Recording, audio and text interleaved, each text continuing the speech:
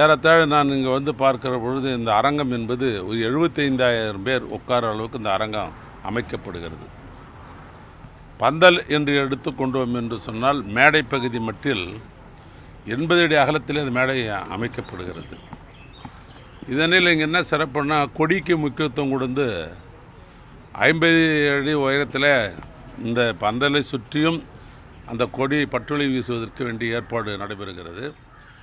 முதலமைச்சர் வருகிற பாதையில் கழக கொடிகள், அதே போன்று நம்முடைய இயக்கத்தினுடைய முப்பெரும் தலைவர்கள் தந்தை பெரியார், பேஞ்சர் அண்ணா, என் தலைவர் கலைஞர், அந்த முப்பெரும் தலைவர்கள் வண்ணமயமாக விளக்கு மையங்களிலே அமைக்கின்ற திட்டங்களையும் அவர் ஏற்பாடு செய்திருக்கிறார்கள்.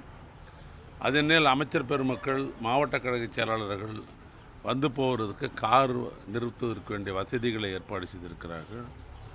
கன்னியாகுமரியிலிருந்து சென்னை தலைநகர வரைக்கும் வருகிற கழகத் தோழர்கள் அவருடைய வண்டி வாகனங்களை நிறுத்துவதற்கு தனியிடம் இங்கே அமைக்கப்பட்டிருக்கிறது. ஆக இந்த விழா இப்பொழுது 17ஆம் தேதி விழாவாக இருந்தால் இப்பொழுதே விழா காலம் கொண்டிருக்கிறது. நீங்களே பார்த்துருக்கீங்க. ஏறத்தாழ இந்த பந்தல் போடுகிற எடுத்துக்கொண்டோம் என்று சொன்னால் 300க்கும் மேற்பட்டவர்கள் இந்த அரங்க அமைக்கிற பணிகளை அவர்கள் ஈடுபட்டு இருக்கிறார்கள். இதில் நான் ஏன் அங்கே வந்தேன் அப்படின்னு சொன்னால், வேடிக்கை பார்ப்பதுக்கு மட்டும் நான் வரவில்லை. பொதுவாக முதலமைச்சர் அவர்கள் எந்த அரசு நிகழ்ச்சியில் கலந்து கொண்டாலும், அது கழக நிகழ்ச்சியாக இருக்கலாம், அரசு நிகழ்ச்சியாக இருந்தாலும் பொதுப்பணித்துறைக்கென்று ஒரு கடமை இருக்கிறது. அந்த பந்தல் சீராக போடப்படுகிறதா, மேடைகள் உறுதித்தன்மையோடு இருக்கிறதா, இதெல்லாம் பார்க்கறது பொதுப்பணித்தினுடைய தலையாய பணிகள். அது ஆர்டர். அதனால் இப்போ பந்தல் போடும்போது மேடெல்லாம் சரியாக தான் போடுறாங்களா அப்படின்னு அவரோடு இருந்து நானும் பார்க்குறதுக்காக தான் வந்திருக்கிறேன். அதனால் நாம் எதிர்பார்க்குற அளவுக்கு இந்த பவள விழா மிக சிறப்பாக அமையும். அதற்கு உந்து சக்தியாக இருந்து நம்முடைய தென்சென்னை மாவட்ட செயலாளர்கள் பணியாற்றி கொண்டிருக்கிறார்கள். இன்றைக்கு தேதி என்று எடுத்துக்கொண்டோம் என்று சொன்னால் 11, இன்னும் 6 தினங்கள் இருக்கிறது.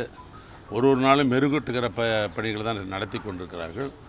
நிறைவாக 16, 15 தேதிகளில் நானும் இவரோடு சேர்ந்து உங்களை சந்திக்கிறேன். இல்லை, முதலமைச்சர் அவர்கள் இப்போ அமெரிக்க திருமணில் இருக்கிறார். எங்கள் முதலமைச்சருடைய குணம் என்னன்னா, 7 மணிக்கு கூப்பிட்டு கூப்பிட்டு பந்தல் பார்க்கலாமான்னு திடீர்னு போட்டுடுற முதலமைச்சர். அவர் எப்போயுமே அவர் 5ஆம் தேதி சாயங்காலம் பார்ப்பாரா, 16ஆம் தேதி பார்ப்பாரான்னு சொல்ல முடியாது. அது மாதிரி அவருக்கு அந்த மாதிரி பழக்க வழக்கங்கள் உண்டு. எப்போ ஒரு நிகழ்ச்சி நடைபெறுது என்று சொன்னால் அந்த நிகழ்ச்சி சிறப்பாக அமைஞ்சிடணும் அப்படின்றதில் ஒரு இலக்கை அமைத்து கொண்டு காலாகாலமாக வழிநடத்தக்கூடியவர் அவர். அதனால் முதல் நாள் அதுக்கு முன்னால் வந்தாக்கா எல்லாம் சின்ன சின்ன குறைபாடு இருந்தால் கூட நிவர்த்தி பண்ணுறதுக்கு அவர் வந்து சொல்கிற பழக்கம் உண்டு. ஆனால் நாம் எதிர்பார்ப்போம்.